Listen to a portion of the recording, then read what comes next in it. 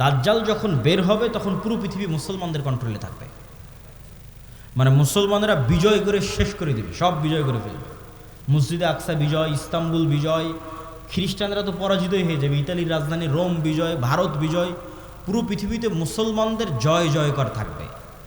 হাদিস থেকে আমি যতটুকু চিন্তা ভাবনা করে দেখেছি এটাই বেশি খাপ খায়, এটাই বেশি মিলে, যে দাজ্জাল বের হওয়ার পূর্বে, ইমাম মাহদি আসার আগেই, অথবা ইমাম মাহদির সাথী, অথবা ইমাম মাহদি সহ, যেটাই বলেন, দাজ্জাল এবং ঈসা ইসলাম আসার পূর্বে পৃথিবী মুসলমানদের, মসজিদে আকসা মুসলমানদের, তুরস্ক মুসলমানদের, ইতালি, পুরো ইউরোপ মুসলমানদের, ভারত মুসলমানদের, সবই মুসলমানদের। মুসলমানদের বিজয় যখন সর্বোচ্চ স্তরে, এবং দাজ্জালের কোনো ষড়যন্ত্র যখন ওর কাজে দিচ্ছে না, দাজ্জালের পক্ষ হয়ে পৃথিবীতে কাজ করবে এরকম কোনো বড় শক্তি আর পৃথিবীতে নাই, এবার নিজেই দাজ্জাল বের হয়ে আসবে। কেননা যারা দাজ্জালের পক্ষ নিয়ে কাজ করতে তারা সব বিপদে পড়ে গেছে, কেননা বিজয় মুসলমানদের হয়ে গেছে। তো ইহুদিরাও এক মাসিহের অপেক্ষা করতেছে, বিপদ থেকে, বিপদে পড়লে বিপদ থেকে বাঁচায় যে সে মাসিহ, মাসিহ দাজ্জাল। খ্রিস্টানেরাও ঈসা মাসিহ, বিপদে পড়লে বিপদ থেকে বাঁচায় যে সেই মাসিহ ঈসা আলাইহিস সালাম বিপদ থেকে বাঁচাবে। খ্রিস্টানেরাও বিশ্বাস করে ঈসা আলাইহিস সালাম আবার আসবে, কিন্তু তারা এটা জানে না যে ঈসা আলাইহিস সালাম মারা যায়নি, জীবিত আছে। আমরা জানি ঈসা আলাইহিস সালাম মারা যাননি, জীবিত আছে, আর তারা মনে করে মরে গেছে, কিন্তু পুনর্জন্ম হয়ে পুনরায় ঈসা আলাইহিস সালাম পৃথিবীতে আসবে তাদেরকে বাঁচানোর জন্য, খ্রিস্টানদের বাঁচানোর জন্য। তাহলে সারা পৃথিবীর সবাই শেষ জামানার একজন বিশাল মাসিহের অপেক্ষায়। এবং আধুনিক এখনকার বিশ্বের যতগুলো নিউজ চ্যানেল রিপোর্ট, সবগুলোতেই বর্তমান যে যুদ্ধ চলতেছে এই যুদ্ধ নিয়েও এই আলোচনাগুলো আমাদের দেশে নয়, এই অঞ্চলে নয়, ইউরোপ এবং আমেরিকায় আলোচিত হচ্ছে, যারা বিশ্ব শাসন করে তাদের কাছে। তাদের ভাষায় দাজ্জাল হচ্ছে অ্যান্টি ক্রাইস্ট ইংরেজিতে, আর মালহামা হচ্ছে আর্মাগেড্ডন, আর জেসাস ঈসা আলাইহিস সালাম উনি আসবেন। অ্যান্টি ক্রাইস্ট না আসলে জেসাস আসবে না, অ্যান্টি ক্রাইস্ট মানে দাজ্জাল। আর অ্যান্টি ক্রাইস্ট ততক্ষণ আসবে না যতক্ষণ না ইহুদিরা জেরুজালেমে একত্রিত হচ্ছে, এটা তাদের বিশ্বাস। ইভাঞ্জেলিক্যাল খ্রিস্টিয়ান যারা ইঞ্জিল কেন্দ্রিক খ্রিস্টান, তাদের বিশ্বাস। তো ফলত তাদেরও ঈসা আলাইহিস সালামকে নিয়ে আসতে হবে, ইহুদিদেরও একজন মাসিহ লাগবে, ফলত সবাই সেইটারকে সামনে নিয়ে কাজ করতেছে, যে ওইটা যত দ্রুত ঘটানো যাবে তত দ্রুত মনে করতেছে আমাদের বিজয়। কিন্তু সবার কামনা অনুযায়ী তো কাজ হবে না, সবার চাওয়া অনুযায়ী কাজ হবে না, কেননা সবাই ভুল বুঝবে, ভ্রান্তিতে পা দিবে। কি কি ভ্রান্তিতে পা দিবে বলি? ইহুদিদের আসল মাসিহ যিনি তিনি তো চলে এসেছেন, কিন্তু তারা তো গ্রহণ করেন। ইহুদিদের প্রকৃত মাসিহ তো ছিল মুহাম্মদ সাল্লাল্লাহু আলাইহি ওয়াসাল্লাম নিজেই। মুহাম্মদ সাল্লাল্লাহু আলাইহি ওয়াসাল্লামের অপেক্ষায় তারা মদিনায় গিয়ে বসে থাকতো, অনেক আগে গিয়ে বসেছিল, ইমাম তো আনেনি। তো এরা তো মাসিহকে চিনতে পারেনি, ঈসা আলাইহিস সালাম তো মাসিহ চিনতে পারেনি, ঈমান আনেনি, ঈসা আলাইহিস সালামকে হত্যা করার চেষ্টা করেছে, নিকৃষ্ট। তো এই জন্য এদের সঠিক মাসিহ এরা পাবে না, এরা দাজ্জালকেই মনে করবে আমাদের মাসিহ, কিন্তু দাজ্জাল তো হবে ভ্রান্ত। এই জন্য দাজ্জালের অনুসারী কারা হবে? ইহুদিরা। রাসূল সাল্লাল্লাহু আলাইহি ওয়াসাল্লাম বলছেন, ইয়াতবাউ দাজ্জাল ৭০ আলফা ইহুদ মিন আসবাহান। ইরানের ইস্পাহান শহরের ৭০,০০০ ইহুদি দাজ্জালের অনুসারী হবে। তাহলে ইহুদিরা দাজ্জালকে মাসিহ মনে করে দাজ্জালের অনুসারী হবে, কিন্তু দাজ্জাল তো পরাজিত হবে। কিন্তু প্রথম যখন দাজ্জাল আসবে তখন তো সব ক্ষমতা দাজ্জালের হাতে, ফলত যে কেউ পথভ্রষ্ট হয়ে যাবে। তো এই অংশের সামারিটা করি। এই অংশের সামারি হচ্ছে দাজ্জাল এবং ঈসা আলাইহিস সালাম আসার পূর্বে মুসলমানেরা পৃথিবী বিজয় করবে এবং ইহুদি এবং খ্রিস্টানরা বিপদে পড়বে। যেহেতু ইহুদি এবং খ্রিস্টানরা বিপদে পড়বে, বিশেষ করে ইহুদিরা, তো এখন ইহুদিদের বাঁচানোর জন্য দাজ্জাল বের হবে।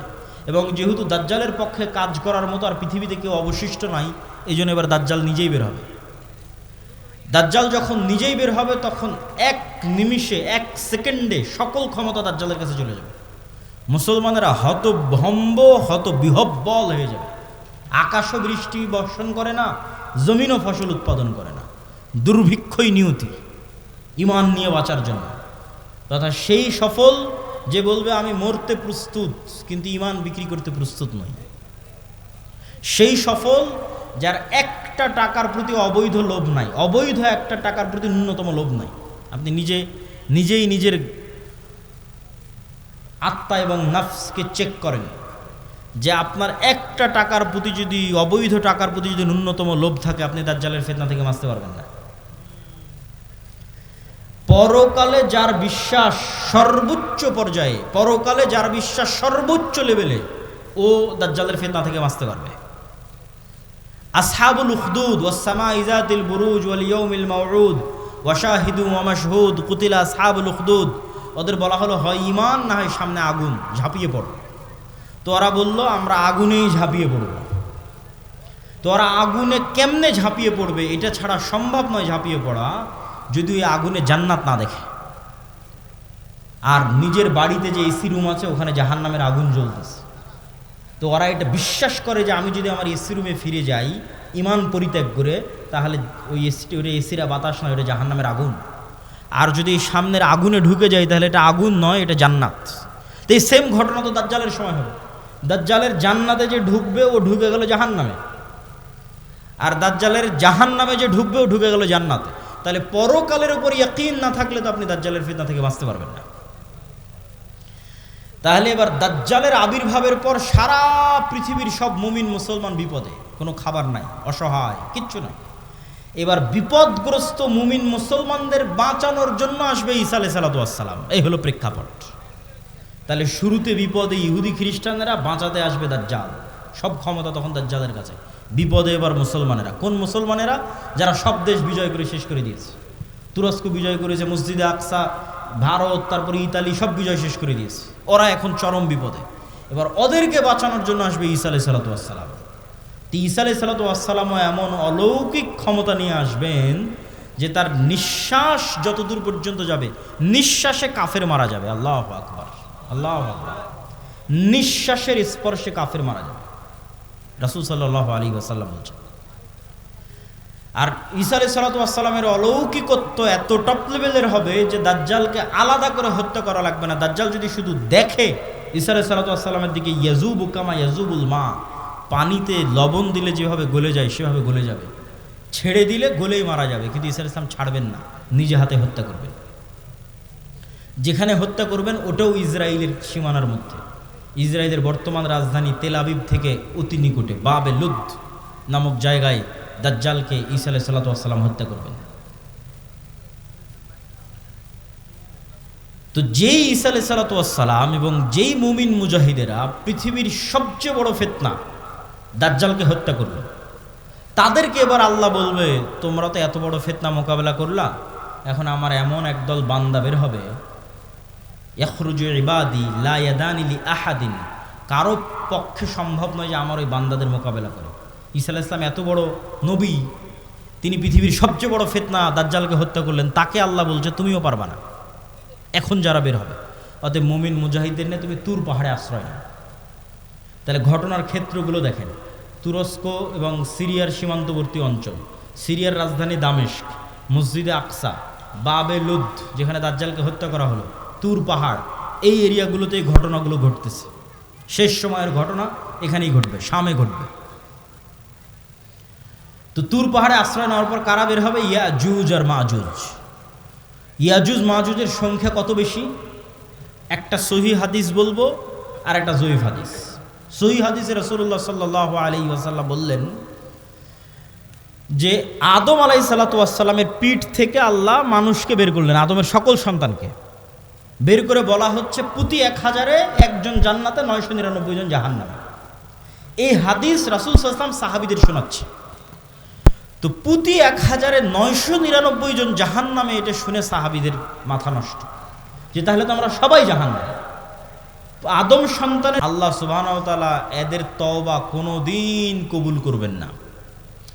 ইসলামে কবিরা গুনাহের যে লিস্ট আছে, তালিকা আছে, এই কবিরা গুনাহের তালিকায় শিরক সবচেয়ে বড়।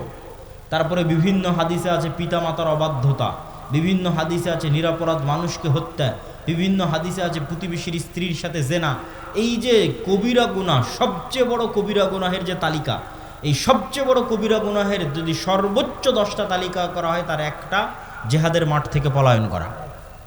কিন্তু কবিরা গুনাহ যত বড়ই হোক, তওবা আছে, শিরকেও তওবা আছে, যতক্ষণ শ্বাস আছে।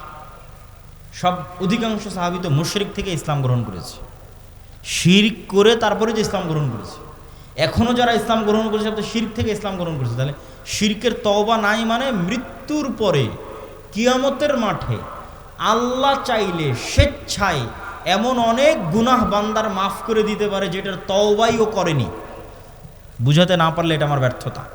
এমন অনেক গুনাহ আমরা করেছি যেটার তওবা আমরা করিনি, ইস্তেগফার করিনি, ক্ষমা চাইনি, তাও আল্লাহ ওই গুনাহ তার দয়ায় মাফ করে দিতে পারেন কিয়ামতের মাঠে। কিন্তু ওই যে দয়ায় মাফ করে দিবেন কিয়ামতের মাঠে আল্লাহ, ওই লিস্টে শিরক থাকবে না। এটা হলো শিরকের গুনাহ আল্লাহ ক্ষমা করবেন না। যে বান্দা যদি লাউ আতাইতুম, তুমি যদি আসো বিকরাবিল আরদি খাতায়া, আসমান জমিন পূর্ণ গুনাহ নিয়ে, তাহলে আমি আল্লাহ আসমান জমিন পূর্ণ ক্ষমা নিয়ে উপস্থিত হব।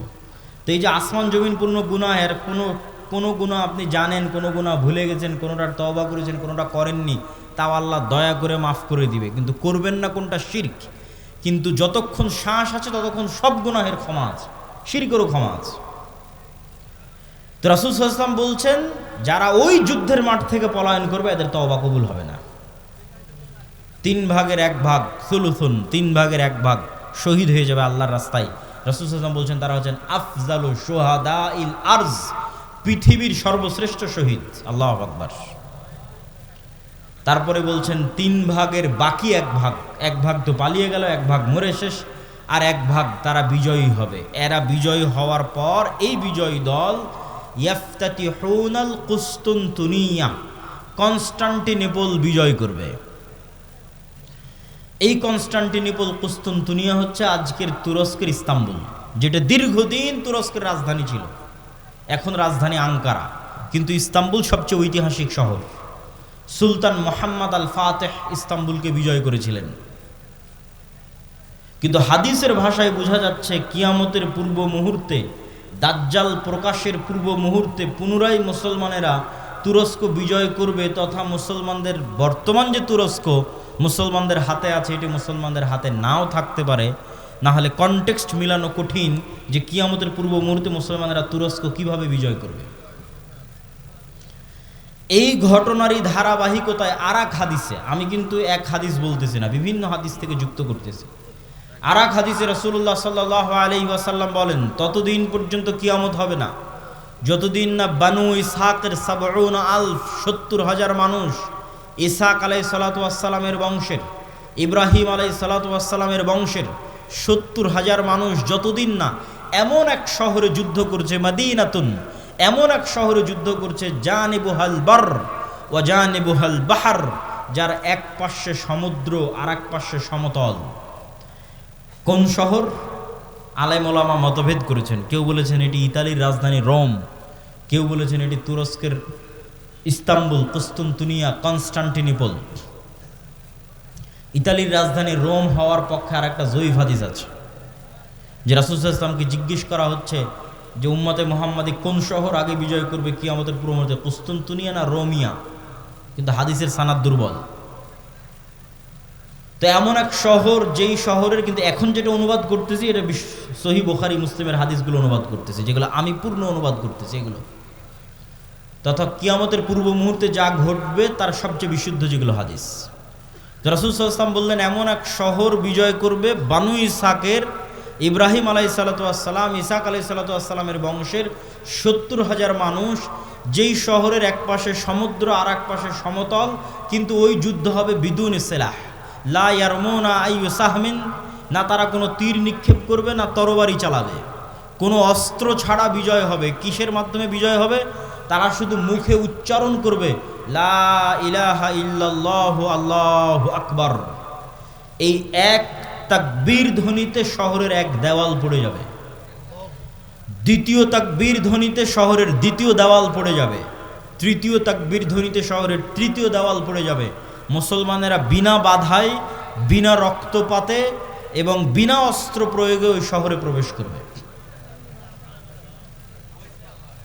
তো যদি এটি কুস্তুনতুনিয়া হয় তাহলে এই যে আগের ঘটনার ধারাবাহিকতায় আগে যে ভয়ঙ্কর মালহামা হলো, এই যে লক্ষ লক্ষ কোটি কোটি মানুষ মারা গেল, তারপরে মুসলমানেরা বিজয় হলো, খ্রিস্টানরা পরাজয় হলো, এই সেনাবাহিনী এবার যখন সিরিয়া এবং তুরস্কের সীমান্তবর্তী অঞ্চল থেকে বিজয় অভিযান নিয়ে রওনা দিবে ইস্তাম্বুল কুস্তুনতুনিয়া বরাবর, তখন ইস্তাম্বুলে প্রবেশ করতে তাদের আর আলাদা কোনো অস্ত্র প্রয়োগ করতে হবে না।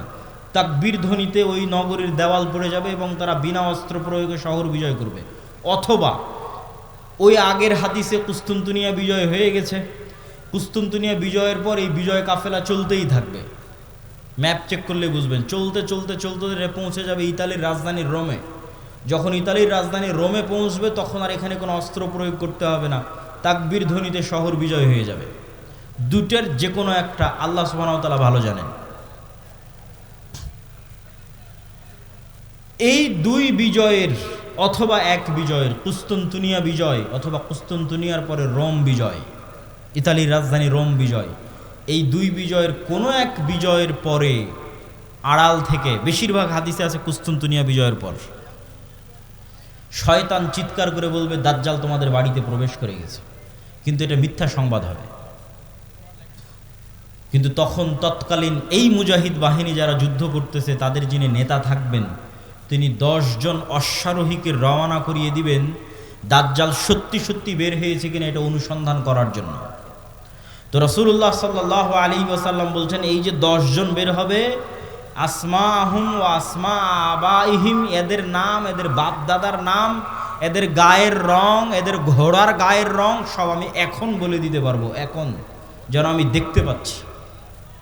কিন্তু তিনি বলেননি, কিন্তু তিনি জানতেন যে কোন 10 জন, তাদের নামও তিনি জানেন, তাদের বংশও তিনি জানেন, তাদেরকে রওনা করিয়ে দেওয়া হবে।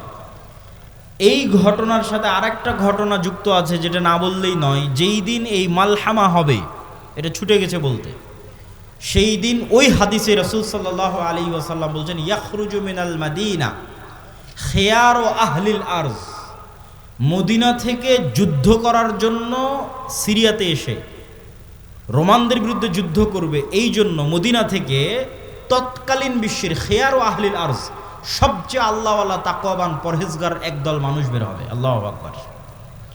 তৎকালীন বিশ্বের সবচেয়ে তাকওয়াবান আল্লাহওয়ালা পরহেজগার মানুষেরা তখন মদিনায় থাকবে। তাদের একটা জামাত এই যুদ্ধে অংশগ্রহণ করার জন্য মদিনা থেকে রওনা দেবে। তখন এই রোমান খ্রিস্টান এম্পায়ারের সেনাবাহিনীরা বলবে মদিনার মানুষ তোমাদের এখানে কাজ কি? খাল্লু বাইনানা ওয়া বাইনাল্লাযিনা সাবাউ মিন্না, আমাদের যুদ্ধ এই সিরিয়ার মানুষদের সাথে, তোমরা আমাদের রাস্তা ক্লিয়ার করে দাও, তোমাদের এই যুদ্ধে বাধা দেওয়ার কী দরকার? অথবা আমাদের মধ্যে থেকে আগের যুদ্ধের ধারাবাহিকতায়, মানে এর আগেও আরও অনেক যুদ্ধ হয়ে থাকতে পারে, ধারাবাহিকতায় আমাদের মধ্যে যারা তোমাদের কাছে বন্দী হয়ে আছে, বন্দী হওয়ার পর তারা তোমাদের দিন গ্রহণ করে নিয়েছে, ওদের সাথে আমাদের যুদ্ধ, তোমরা কেন ওদেরকে বাঁচাতে আসতেছো? এরকম একটা কনটেক্সট হাদিসের মধ্যে আছে।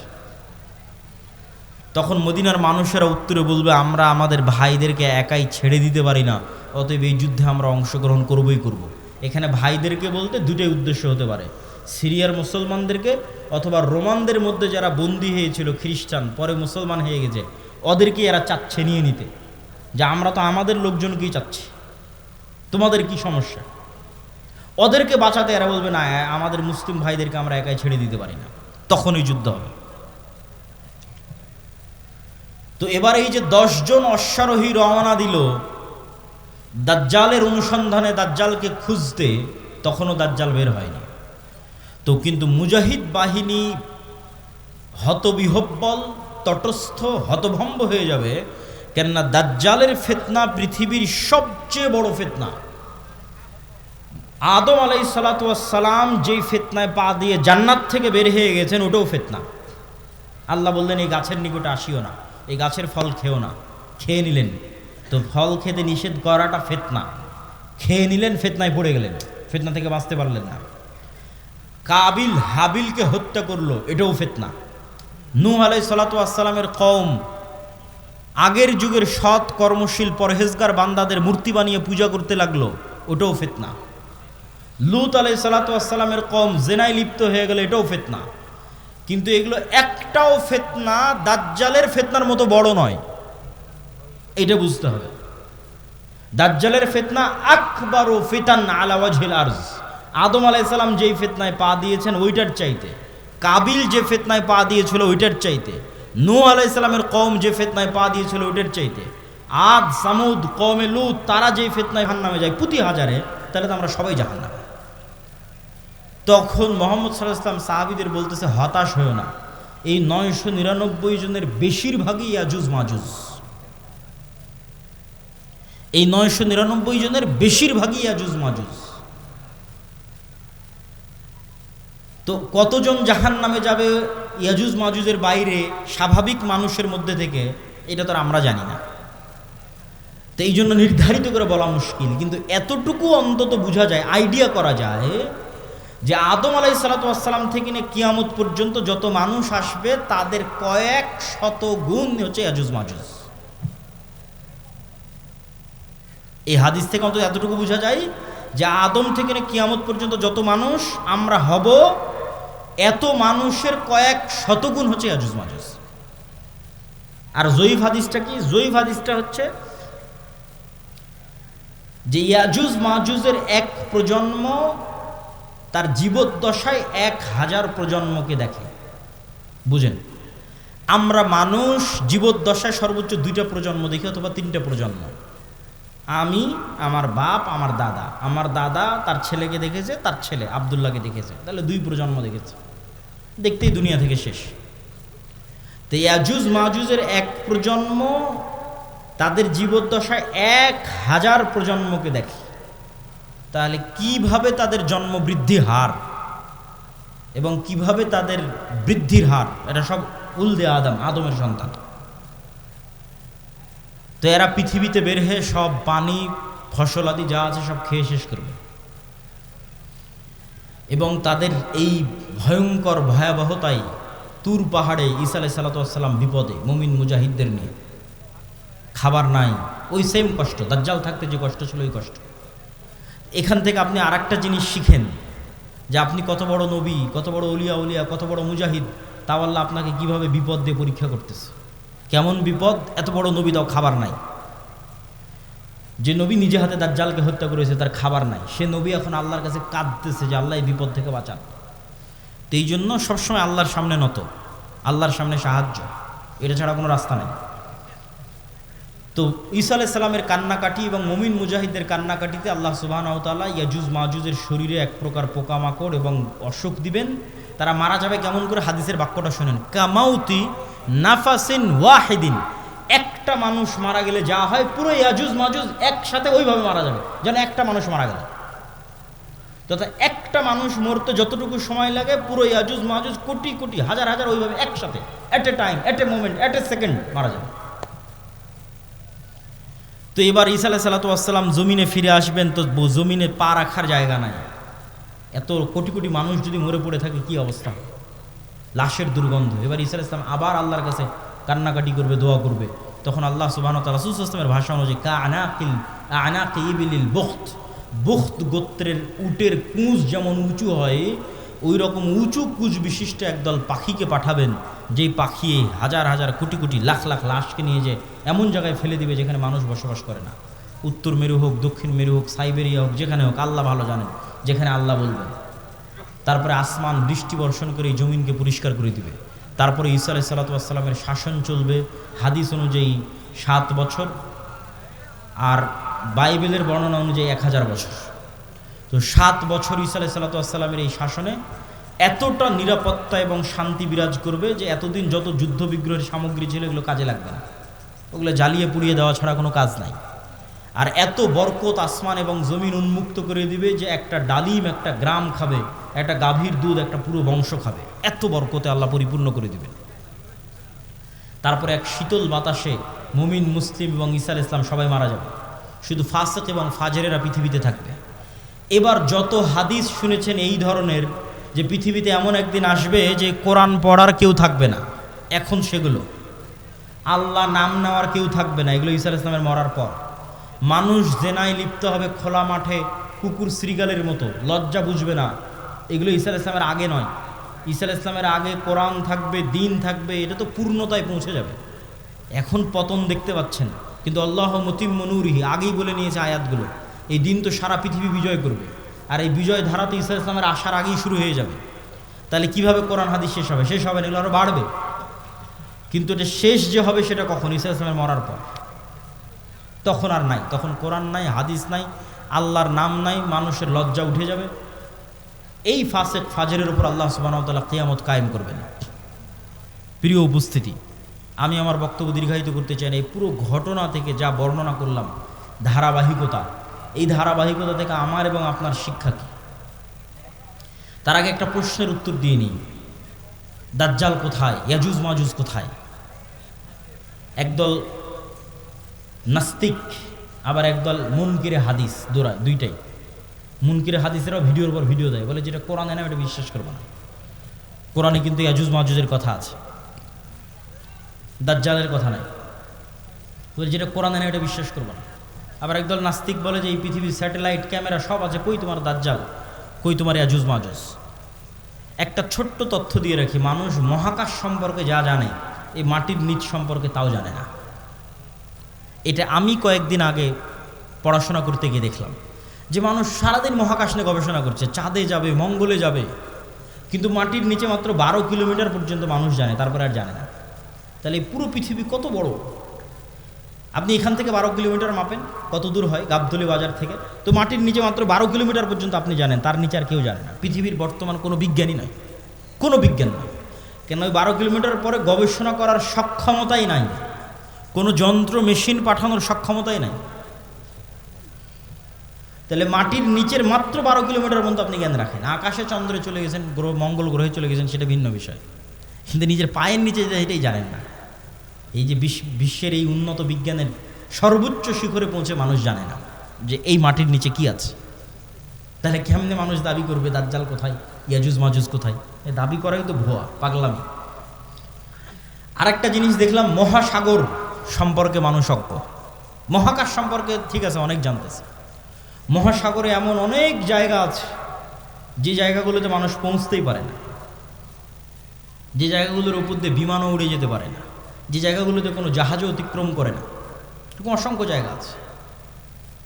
তো সাগর এবং সাগরের নিচে কি আছে, মাটি এবং মাটির নিচে কি আছে, এটা সম্পর্কে আজকের বিশ্ব সবচেয়ে অজ্ঞ, অন্তত মহাকাশের তুলনায়। তো ইন্নাল্লাহা আলা কুল্লি শাইইন কাদির, আল্লাহ সকল কিছুর উপর ক্ষমতাবান।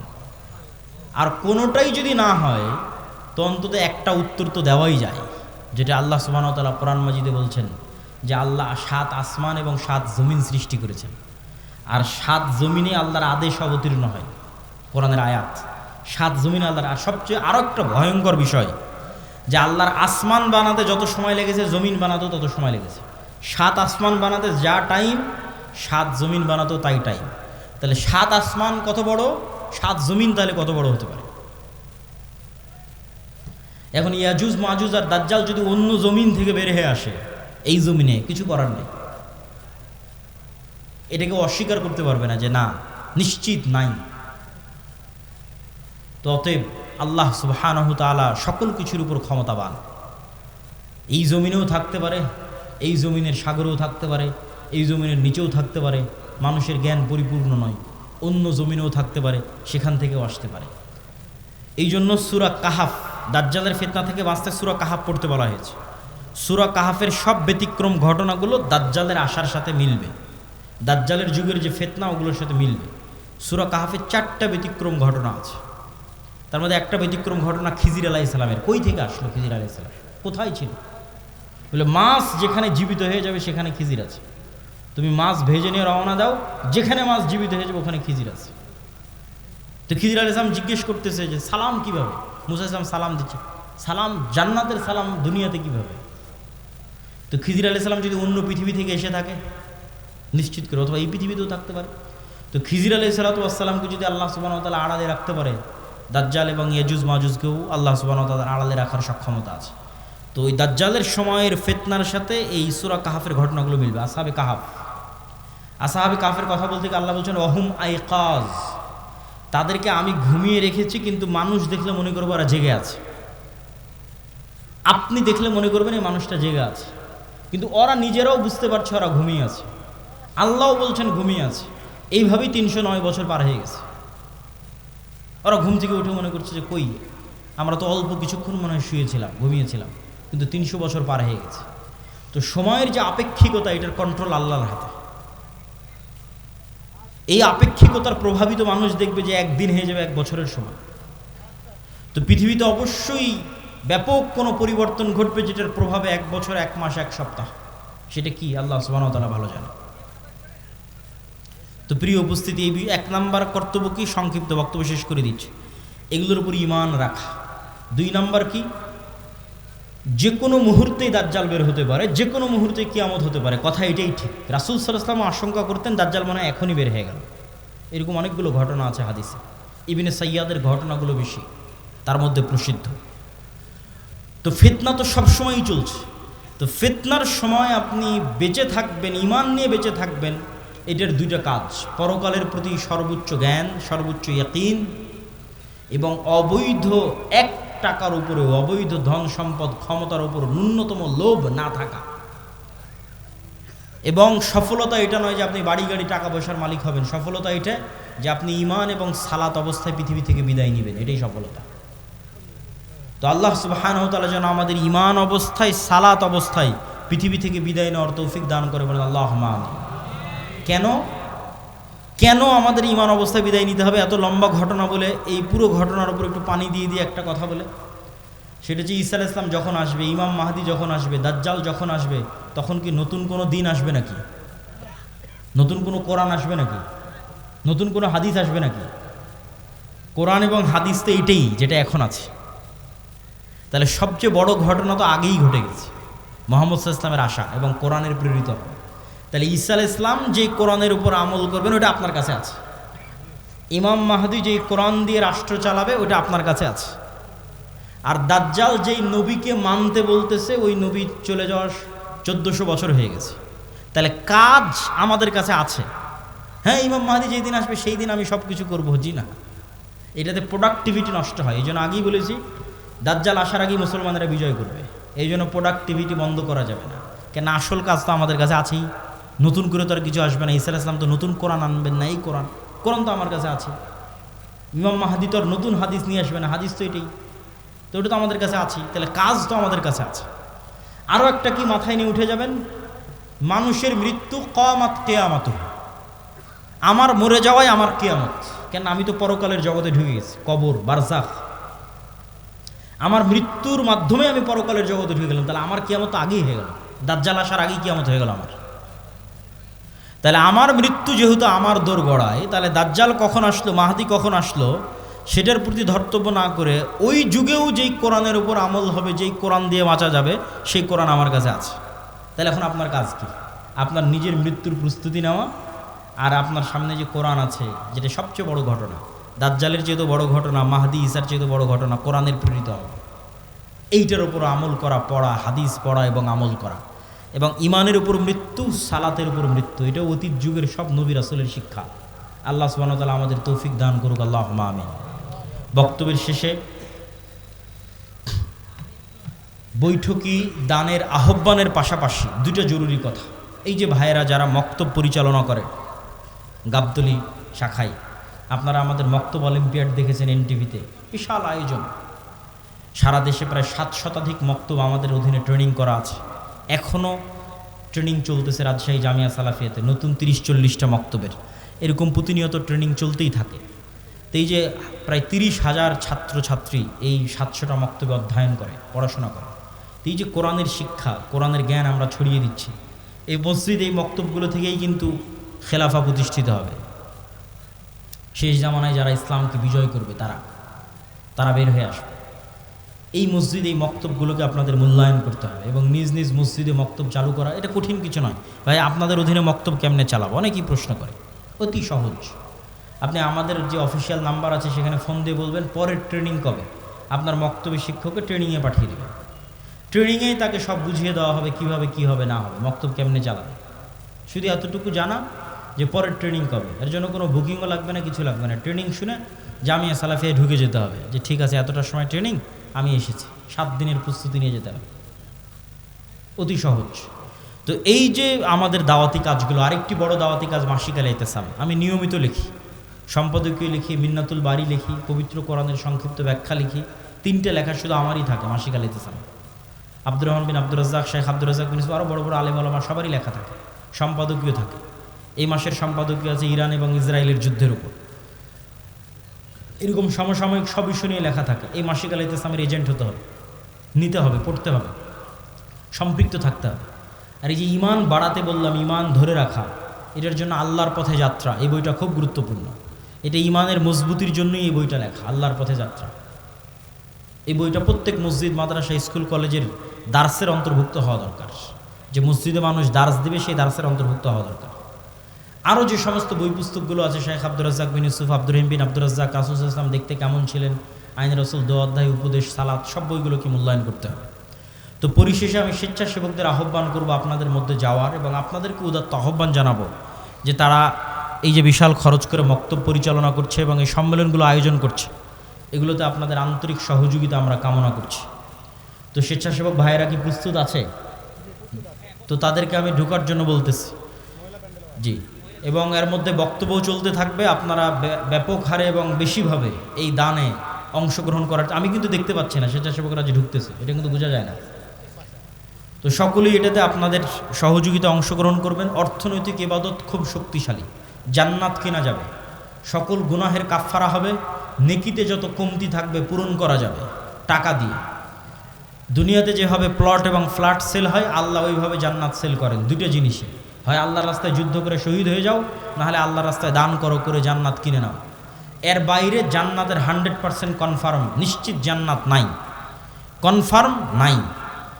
হতে পারে, যেতে পারেন, সেটা আছে। সালাত, সিয়াম, হজ, যাকাত হতে পারে, যেতে পারেন, নিশ্চিত যাবই। জিহাদ করে শহীদ হতে হবে, না হলে টাকা দিয়ে জান্নাত কিনতে হবে। নিশ্চিত যাবই, কনফার্ম জান্নাত কিনতে চাই, নিশ্চিত। টাকা না হয় জিহাদ করে শহীদ। আর বাকিগুলোতে হতে পারে, আল্লাহ যদি দয়া করে, তওবা ইস্তেগফার কবুল করে, সালাত যদি ঠিক থাকে, হতে পারে।